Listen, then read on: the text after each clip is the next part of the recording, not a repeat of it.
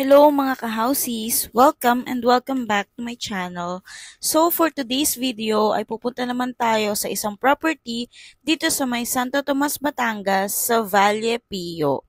Ayan, so kung bago ka pa lang sa channel na to at naghahanap ka ng mga foreclosed houses under pag-ibig ay nasa tamang channel ka, kaya click mo na agad yung subscribe button and notifications button para updated ka sa mga future na videos na i-upload ko pa. And may kita nyo dito sa aming bandang right ay ang ongoing na construction ng Valle Pio Estates.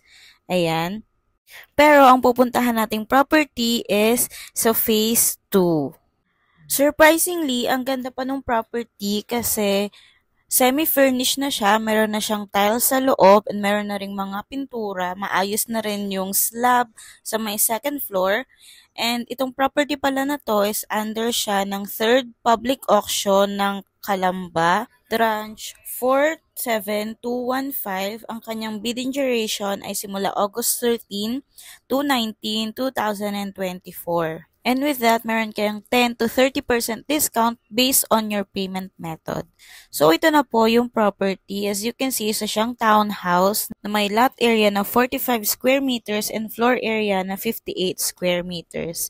Nakausap namin yung katabi and parang binabantayan din nila itong bahay. So, sinabi nila na pwede daw pumasok. So, pumasok na kami. As you can see sa unahan, meron pa rin siyang lot for extension if ever, or pwede nyo rin gawing garden.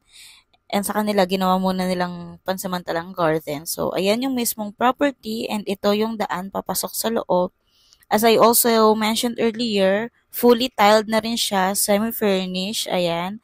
Malawak din yung kanyang first floor and maayos din yung pintura. May kita nyo, ganyan siya kalaki.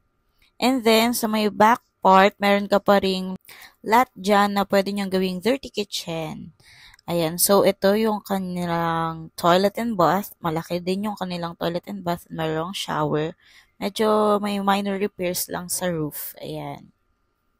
And then, punta na tayo sa second floor. Ang kanilang second floor is, wala pa siyang divisions, pero meron na siyang slab.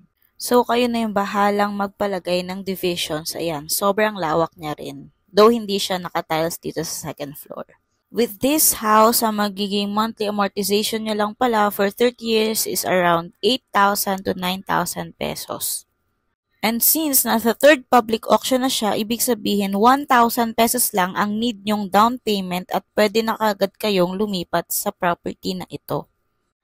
So, ayun lang mga ka-houses, ilalagay ko dito yung full details, and if ever na interested kayo at nag-enjoy kayo sa video na to, just hit the subscribe button and notifications button para updated kayo sa mga future na videos na i-upload ko pa. And also, please like and follow my Facebook page for Foreclosed Houses. Yun lang, hanggang sa muli mga ka-houses. Paalam!